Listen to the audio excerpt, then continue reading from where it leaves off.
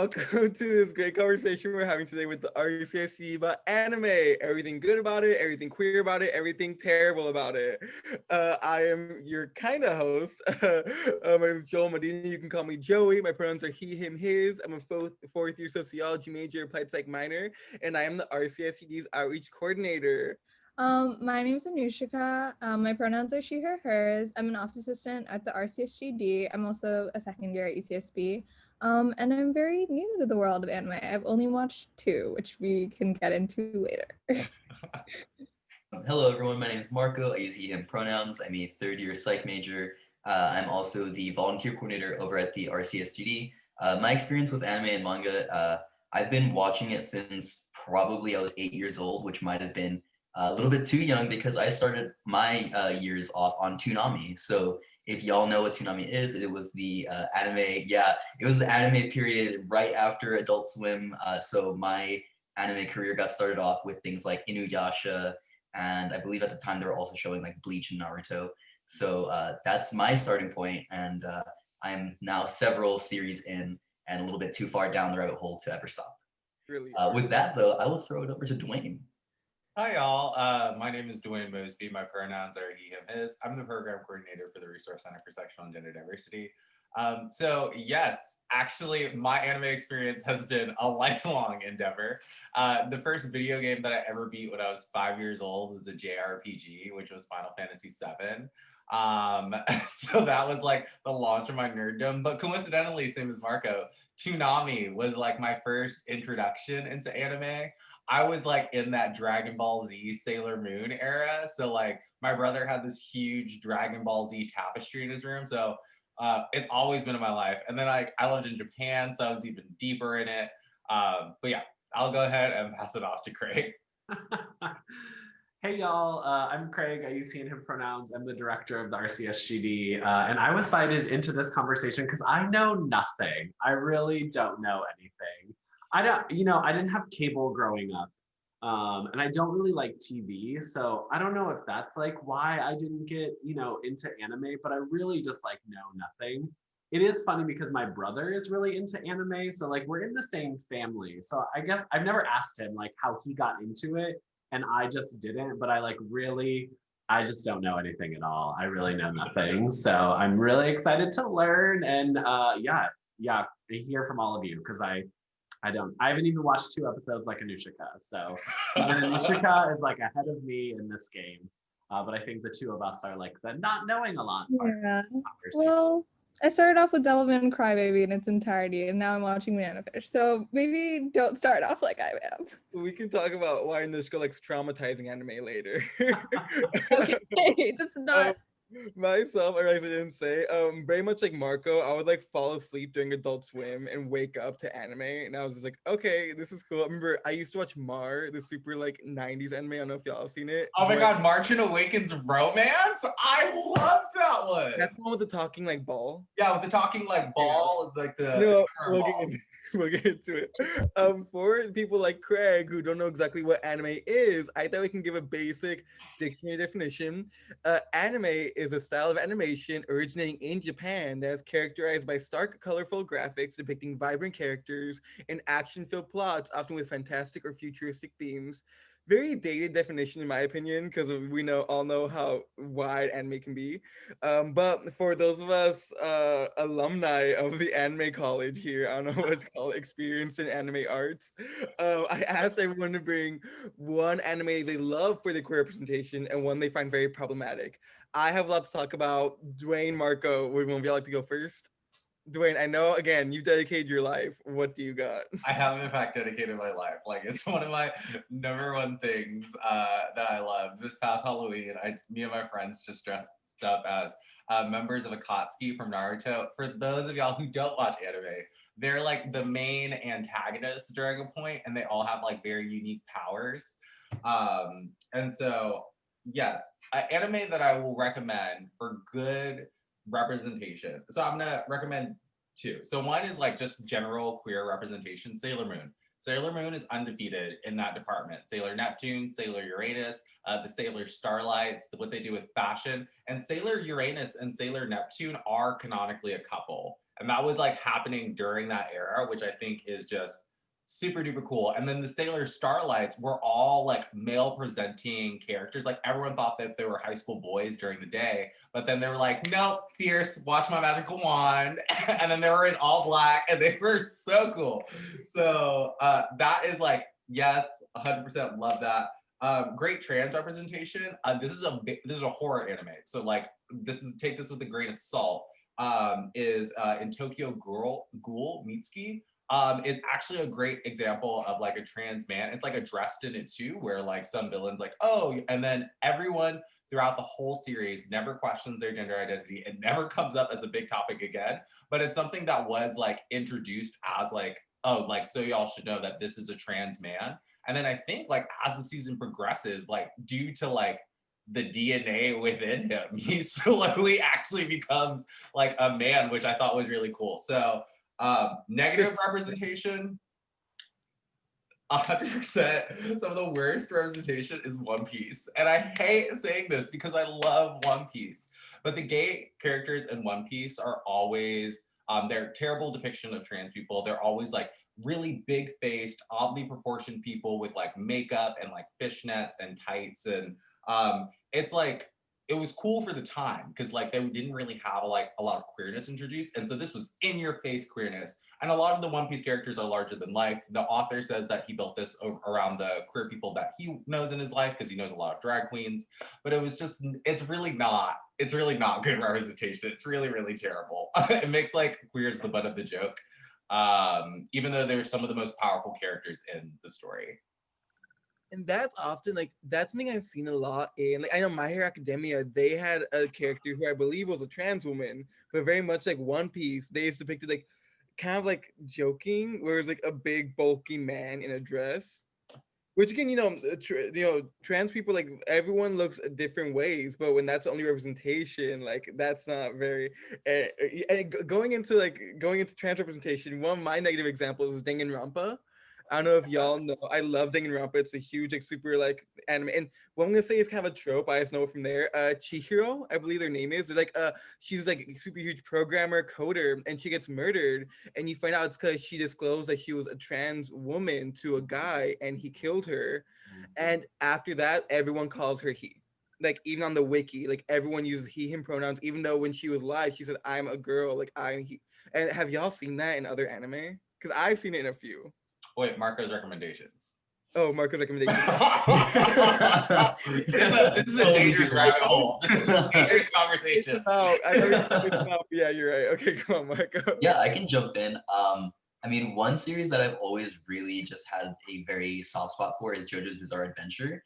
And one thing that I've always appreciated was that the creator of the entire series is very openly supportive of the LGBTQ community. Actually, there was backlash a long time ago when a video with fake subtitles that were very homophobic came out, and the creator actually addressed this and was like, no, I'm actually pro-LGBT. Here are all the LGBT characters in my series, including the main, I would say villain, but some people say antagonist, Dio, is canonally bisexual, as well as later on Scarlet Valentine from, I believe, part 7.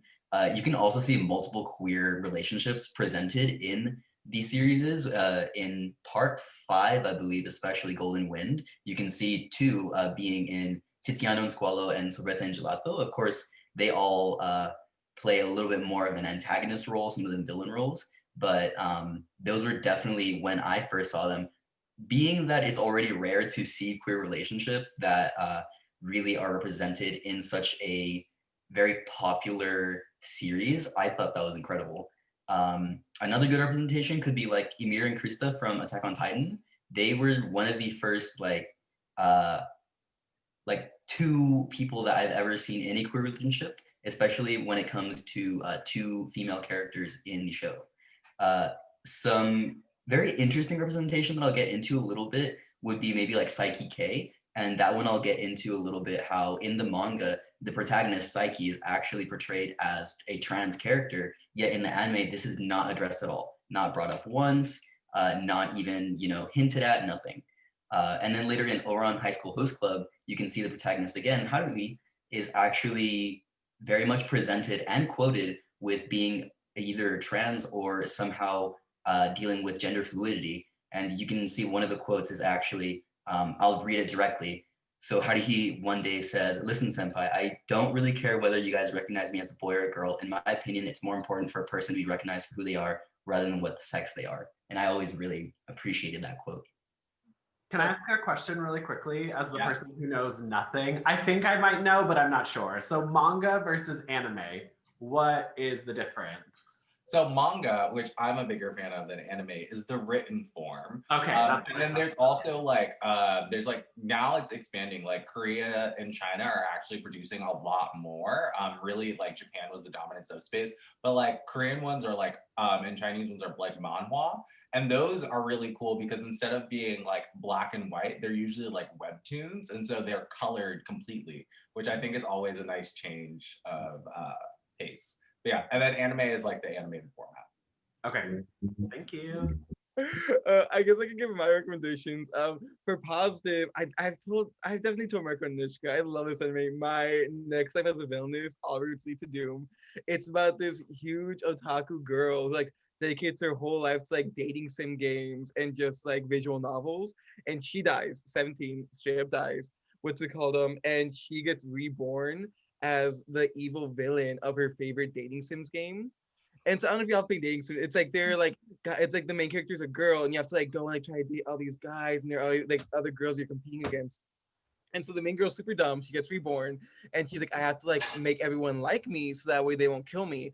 But what she doesn't realize is that everyone falls in love with her instead of the main character, and the main character, a girl, also falls in love with her. And I like it because I feel like a lot of anime queer bait, and like this like it's a horror anime, and it's like no, like the girl, one girl straight out like I love you, I want to run away with you and live together forever, and the main girl is like, oh my gosh, she's such a good friend. Like the main girl doesn't get it. The main girl is like it's so dumb and so funny. What's another one that I think it's really small, but I really appreciate Zombieland Saga. It's a show about a bunch of girls from like past 500 years who die and then get brought back as zombies to form like an idol pop group. And one of the youngest girls, she's like 12. I forgot her name. I'll look up right now. And she's a super cute girl. Like she's like an actress. Like her episode, they have episodes like detailing their lives. She reveals that when she was born, she was a boy, but she didn't like that, and she knew she was a girl her entire life, and no one really said anything. And like luckily her dad was very supportive and all that. And it's like a throwaway thing, but they have like a little trans flag in the episode, and she just talks about her experiences. It's super great. I'll go back to my negative representation. I already talked about it a little bit. Sorry about them. Danganronpa, like Chihiro, like she like I just feel so bad for her. Also, again, kind of with Dwayne's One Piece. Again, I mentioned it again. My Hero Academia. I love that show, but two major issues that they over sexualize these 15-year-olds way too much, and then yeah, like Sister Magne, and then first of all, Sister Magne dies. Very few people die in My Hero Academia, but she's like one of the only villains to ever full on die. And they show like she has like a friend who's also trans like her, and again, they're both just displayed as like these super bulky men wearing dresses.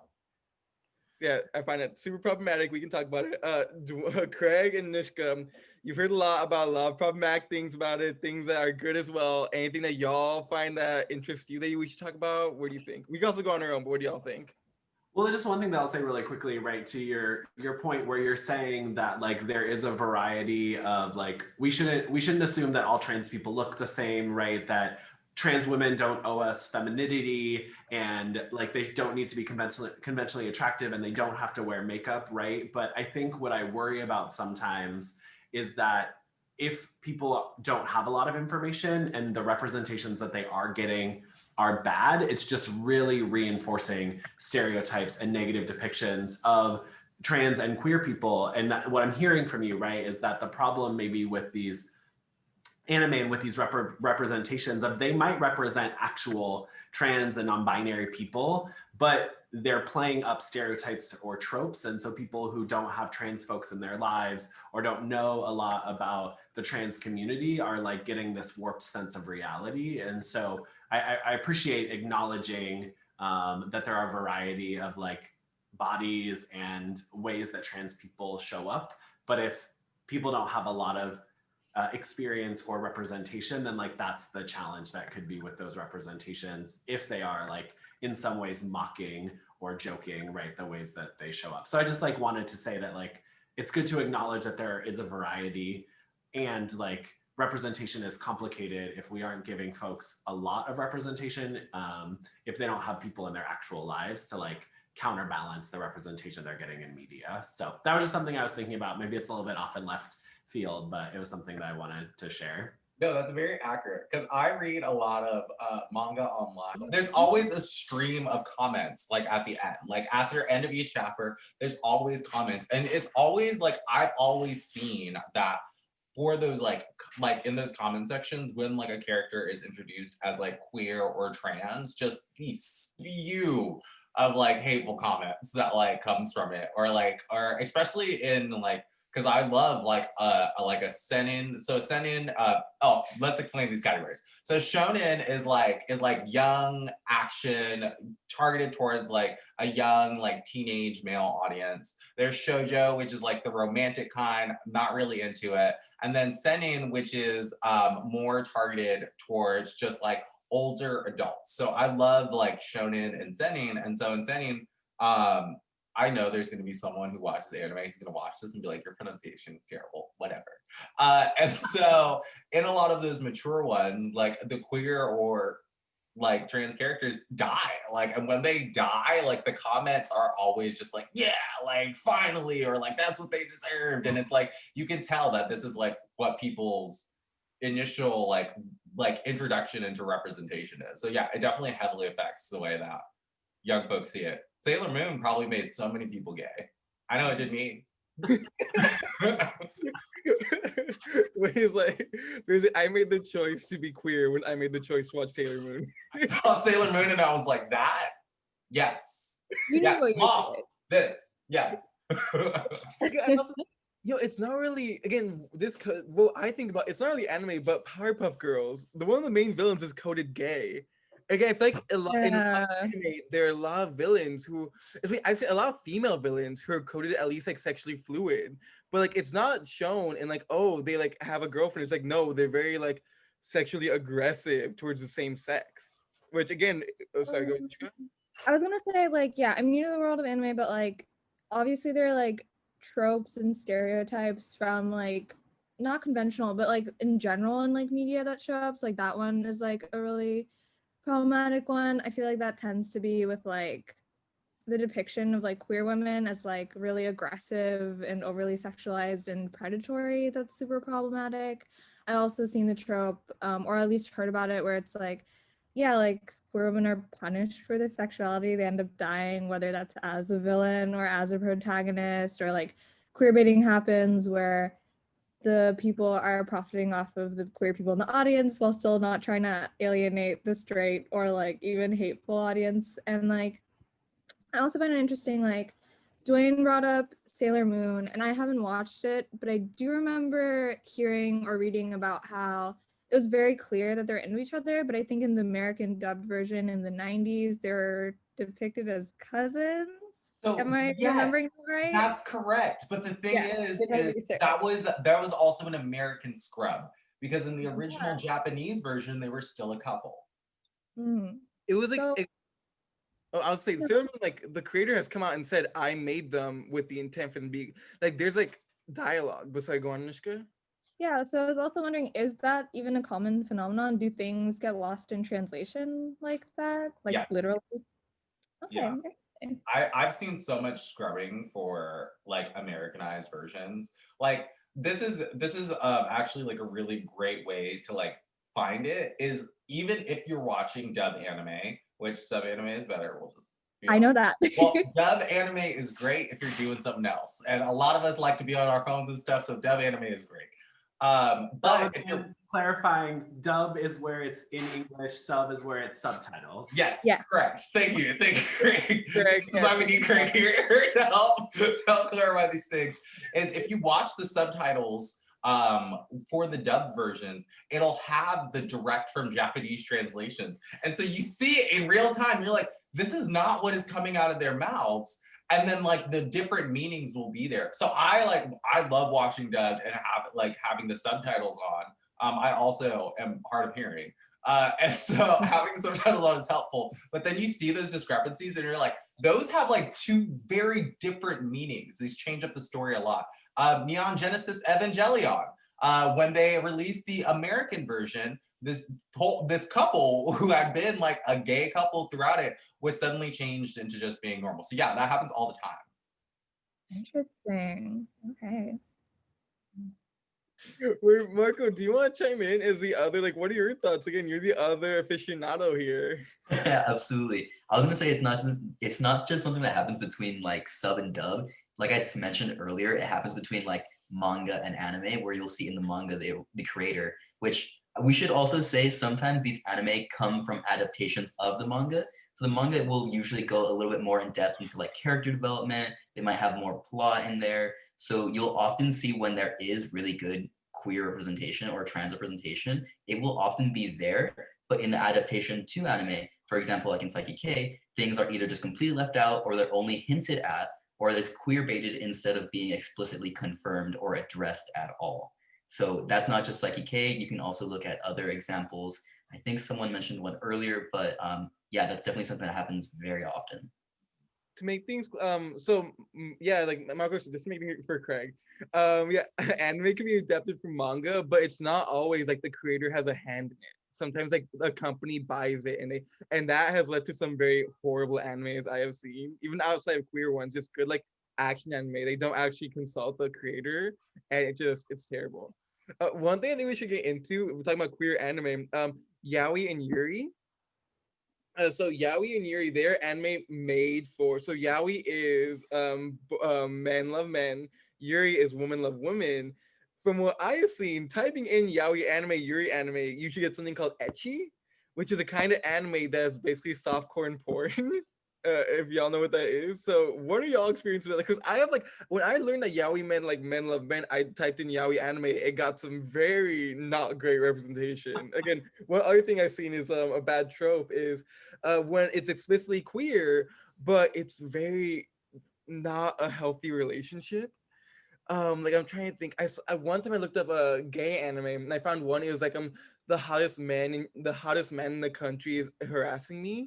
It was like this weird anime. It was like these two hot like model guys, and they fall not kind of in love. It's more like one of them like makes the other one make out with him. It's just like weird. Like, have y'all seen that? Where it's like even though it's explicit, it's still terrible. Yeah,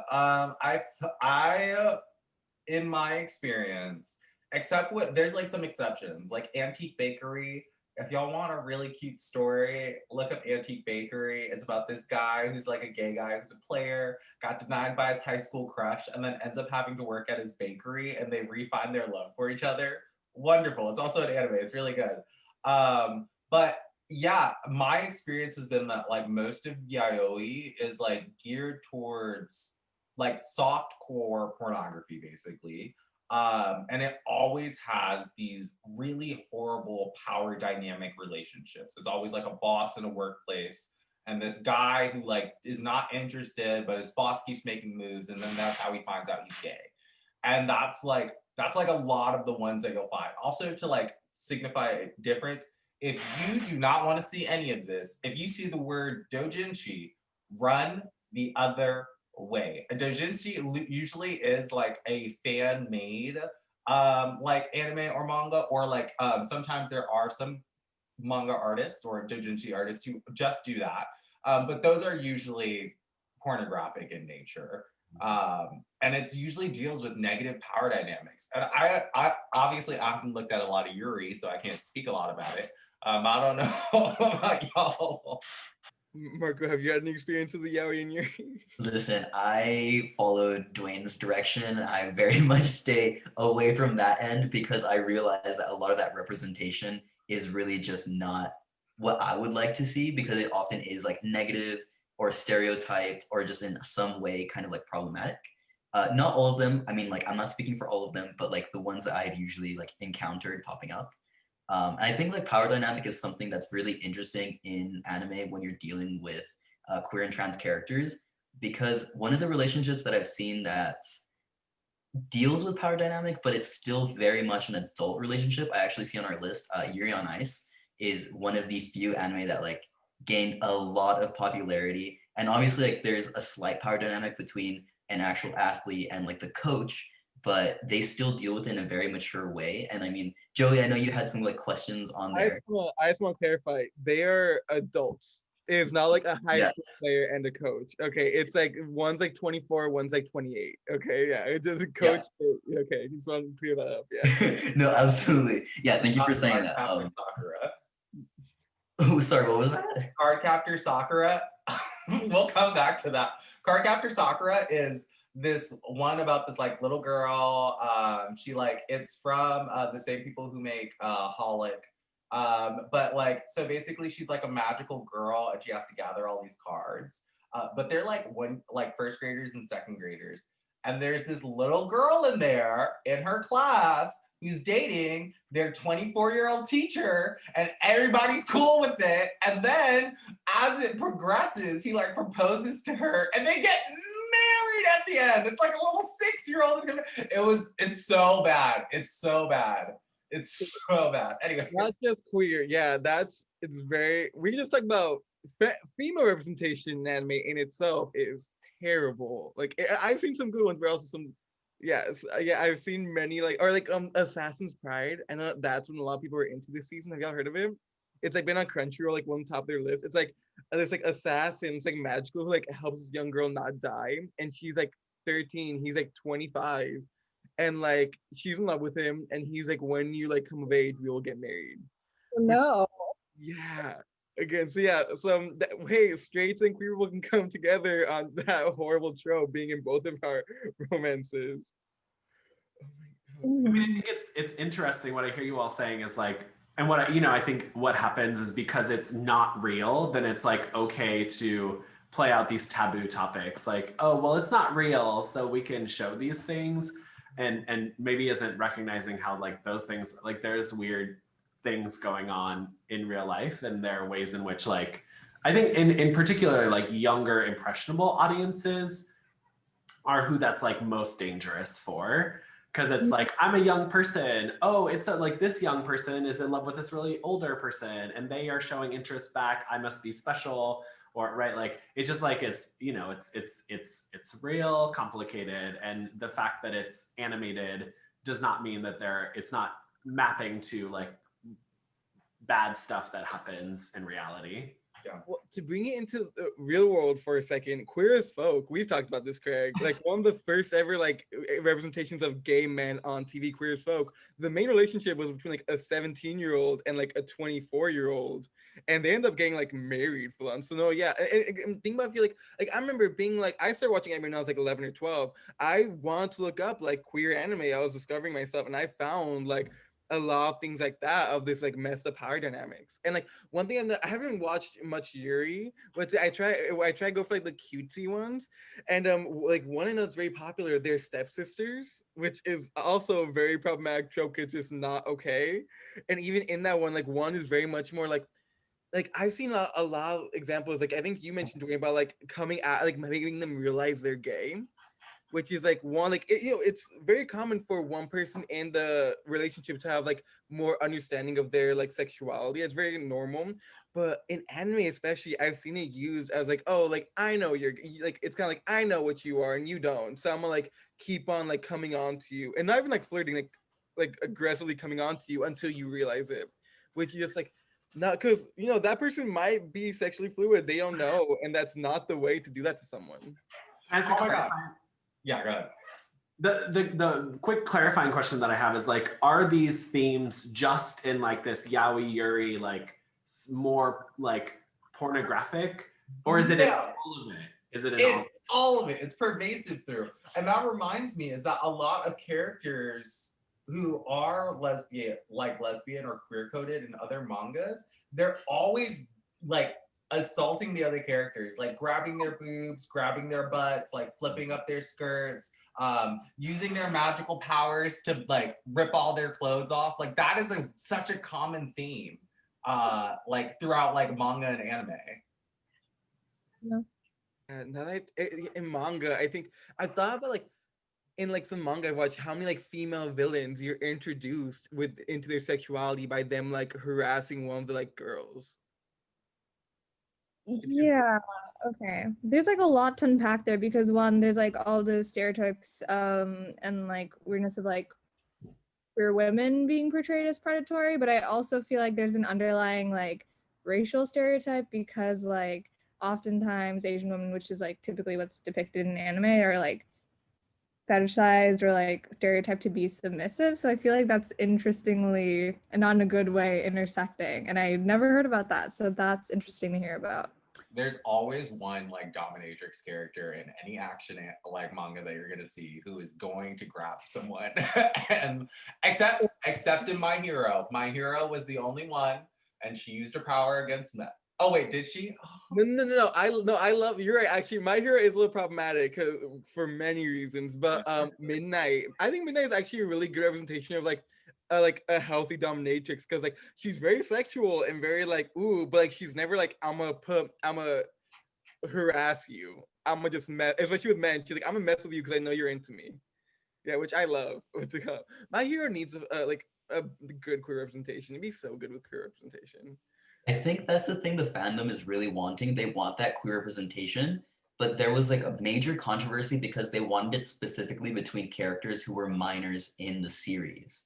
So there was a lot of backlash towards that kind of like they actually went and they sent menacing letters at one point to the creators. Some of them were like politely asking for, okay, maybe queer representation, please. But this was still like between minors and it was sometimes getting a little bit too out of hand. And I think that's something to clear up because queer representation between minors is actually good. Because it's like like a lot of us started like being into other people, and that's where like, but again, like they're not asking for queer representation. Like, oh, we want them to date. They're like, we want to see them make out, and that's another thing that yaoi and yuri, like men love men, women love women, a lot of anime fall into. They're not there for us, like queer people. They're there for the straight people to like look at and feel. And by the way, sexual anime is hentai, all that, that's totally fine. Like, yeah, if it's like, consenting that, but like, especially in things like that where, younger people are watching and people are like building off some of their identity off of it. Looking at the flip side, Wandering Sun, I don't know if y'all have heard about that. It's like a great trans anime. It's about it's a manga. It's also an anime. It's really great. It's about two young students. They're entering junior high. They're going through puberty, and one of them. What's a little spoiler if y'all don't want to hear how it ends? Like fast forward. It's they start off with one of them being like, everyone calls me a boy. I know I'm a girl, and the other one saying, everyone calls me a girl. I don't know if I'm really a girl. And it's like you just see like their experiences, the identity, and one of the girls, she discovers like she thought she was a trans man for a little bit. They show her buying a binder, but she says in the end like she's like, you know what? No, I know I am a girl, which is like still good way of like showing someone like searching for their identity. And the other one, which she becomes a trans woman. Like she's like no, I am a girl. Like and like they show like the end of the story. She writes a book about her life, about like being a trans woman. So yes, like that's good, like minor queer representation. And like she does end up getting a girlfriend. They talk about how like what the girlfriend thought was a straight relationship is actually no, a lesbian relationship. That's great to like discuss and unpack. But no, like when you show, and that's one thing that My Hero and love anime do. Where like look at Momo Yaoyorozu, a full 16-year-old shy girl who entire outfit is built around looking sexual. So I think that's another thing that needs to be discussed is like, how do we show this queer representation without making it pornographic? Yeah, I hate it. Yeah. I'm curious, like Anushka and Craig, as like people who don't watch anime, are there like questions that y'all had like about anime, like that you've always been wondering? I mean, I guess like I've always had friends who were into it, and I've been recently been wanting to get into it again, but I guess like what is the major appeal for y'all? Like, is it this like difference in style? Do you just find the plots more engaging? Like, Yes. The answer is yes, both of those. The animation styles differ greatly from anime to anime, and I think there's recently been a lot of progression in the way that it's like you can see like you're like, oh, I know this was made in 90s, I know this was made in 2000s, because there's very distinct styles that like carry over in both manga and anime. But there's recently been like this, they tried really hard to push this 3D anime trend, which I'm not into. They look boxy. It looks like I'm playing on my PlayStation 2. I'm not into it. But there have been really great ones where they've blended 2D and 3D animations, like in Demon Slayer. I think Demon Slayer is a great example of like some of the most gorgeous like artistic styles that I've ever seen have really come from anime. And then also story-wise, I feel like and this is just like my opinion, is that like a lot of like Western kind of storylines are really basic or like retellings of like the very same thing. And anime has like this basic plot line. There's someone who's weak at first, they get stronger, they get friends, they have a huge setback, and then they become so powerful they defeat the final villain. Like that's like the formula that like you'll see, and it's like cyclical. But I think like the powers that they think of are really creative. I used to really like reading manga, especially like the super powered ones or the martial art ones, because they like actually explain to you, like, here's like this theory of combustion. Like, if he was to use his power, My Hero Academia does a great job of that. It's like, these are like, if this was a part of your human anatomy, this is how it would work. And I've learned a lot from that. So, plotline, storyline, like educationally, animation, like anime just hit. Yeah, American cartoons, like, yeah, like Dwayne said, the story, the animation, it just doesn't match. Like, it's not equal at all. I think for me, what really like keeps me in anime is the fact that like I grew up with it. Like, yes, I grew up with like Western cartoons and things like that, but like Tom and Jerry is very different from anime. Like, let me tell you, if you haven't seen Tom and Jerry, it's very different from anime.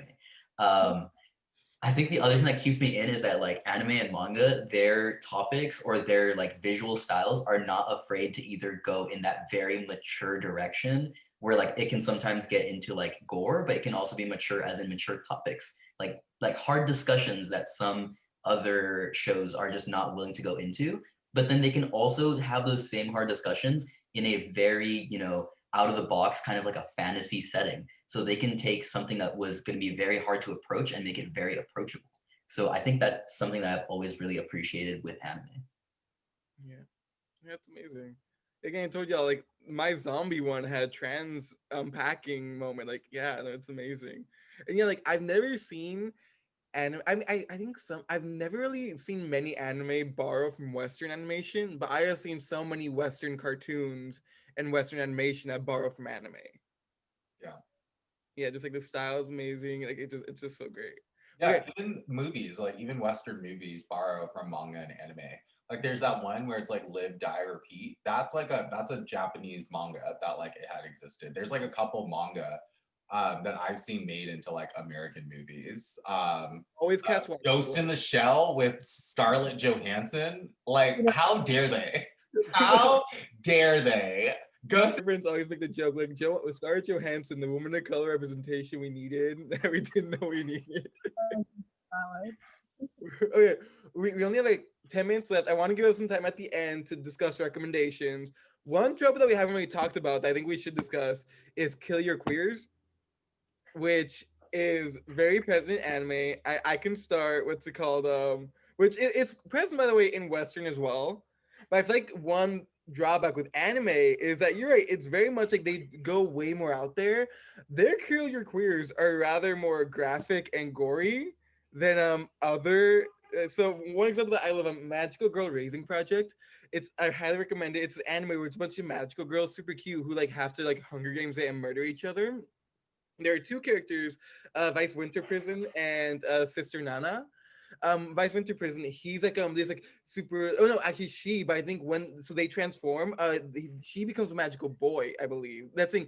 The dub and sub made it weird, so I think she might just be a girl, but the dub said he. So I'm gonna say she for now. Okay, now outside magical girl, she identifies as she. She's like this super cool, like badass, like ass kicker. And Sister Nana is like she's like more like sweet and soft. Like her whole ability is she empowers Winter Prison. Like they're a huge great couple, and Winter Prison dies defending Sister Nana, and they die like in a super sad, like fucked up way. And then a trigger warning for like this part. Sister Nana, they show for like 2 episodes her just be super sad and depressed with it over her girlfriend dying, and she ends up committing suicide. And so that's one that I have that really destroyed me because I thought it was super cute, great, like lesbian relationship that just like horrible. Do y'all have other examples that you have for this terrible trope?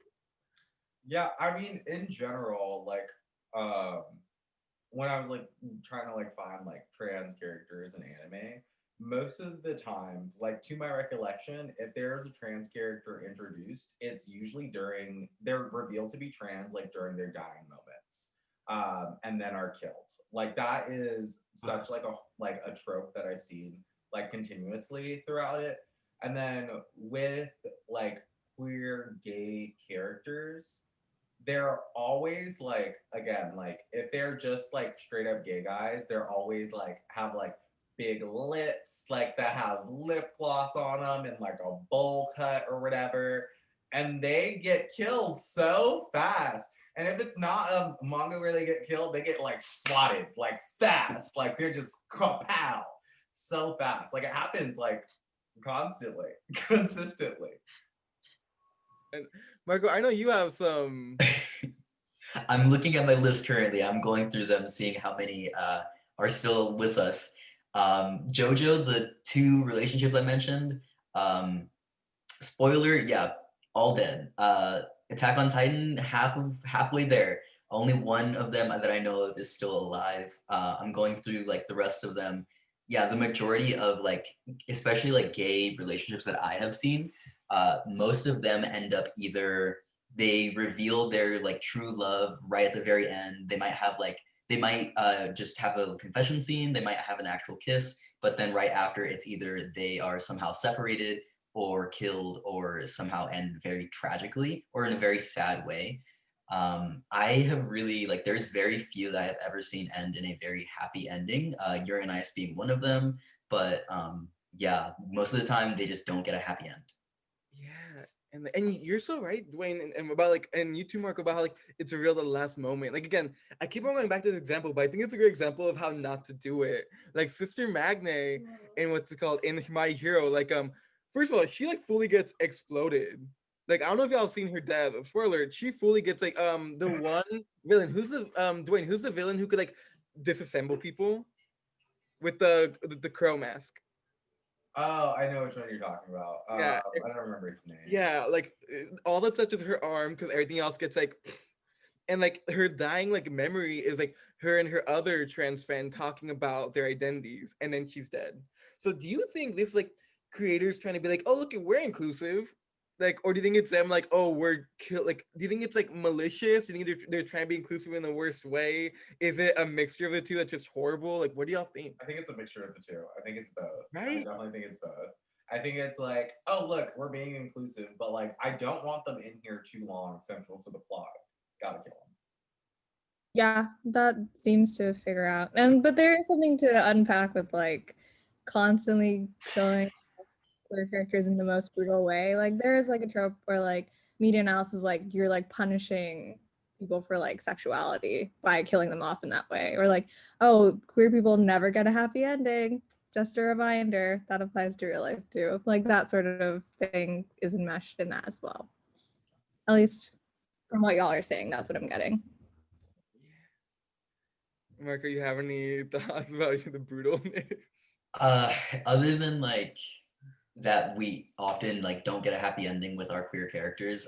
The other thing that often happens is we talked about a lot is the queer coding of the villain. So either like we're not going to get a happy ending, or hey, if you are queer, you're more likely to be the villain than the protagonist. So that's something that I have often seen, and it's hard to reconcile because I love that queer representation. I love that character just being there and having that identity discussed, but it's hard because on the one point, we're either the villain or we don't get a tragic, or we don't get a happy ending, or, you know, it's not good representation sometimes. Mm-hmm. Anyways, recommendations wise, Hunter x Hunter, because A, it's a great anime in general. But in the later seasons and in the manga, there's this trans character introduced, Aluka Zoldyck, who's like basically one of the most powerful people in it. And the only mention of her being trans is just her birth, is like them mentioning that she was a boy at birth. And then after that, everyone in the family accepted the fact that she was trans like that instantly. Super great. Sailor Moon, obviously, super good. Tokyo Ghoul, that's also a little horror, that's a little gory. I also like listed some queer and trans representation in video games.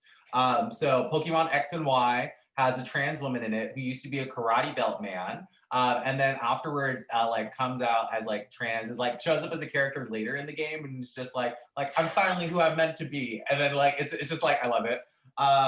In Metroid Prime, fun fact: Samus is canonically non-binary, which a lot of people don't realize because Samus is femme presenting. But Samus is canonically non-binary, and so is like everyone from her species. Like they're all canonically non-binary. In Persona 4, there's Kanji Tatsumi who becomes a part of your party.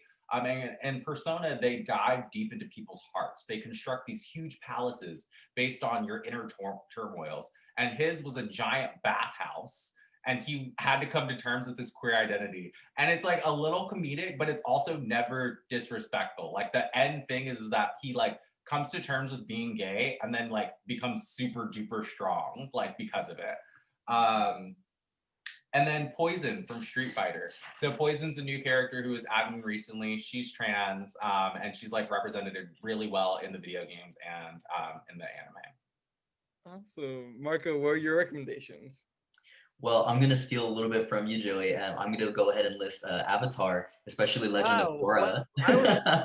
Sorry, Joey. Listen, I will explain it from my point of view. Legend of Korra, I have seen the majority of, but I have not finished it. But that relationship has had such an impact on the culture of just like animation that even as someone who has not finished the series, I still know of that relationship and the impact that that had on, anyone that had either watched it or hadn't watched it. It just had such a major impact on the culture of like animation and things like that. Yeah. Korra-san are everything. I'll let you continue. Sorry, go on, Nishka. I wanted to say that they're amazing, but continue. I feel like because Avatar and Legend of Korra are kind of like a fusion of Western and anime, and like people say some Western Steven Universe, She-Ra and the Princess of Power, people say like Legend of Korra kind of opened the doorway to have those like queer relationships. Any other recommendations, Marco? If I had to still recommend, I would still recommend things like Ouran High School Host Club if you want to hear those amazing quotes from Haruhi. I would also recommend, there's maybe not a recommendation, but this is one that I will hopefully be reading pretty soon. It's called Boys Run the Riot.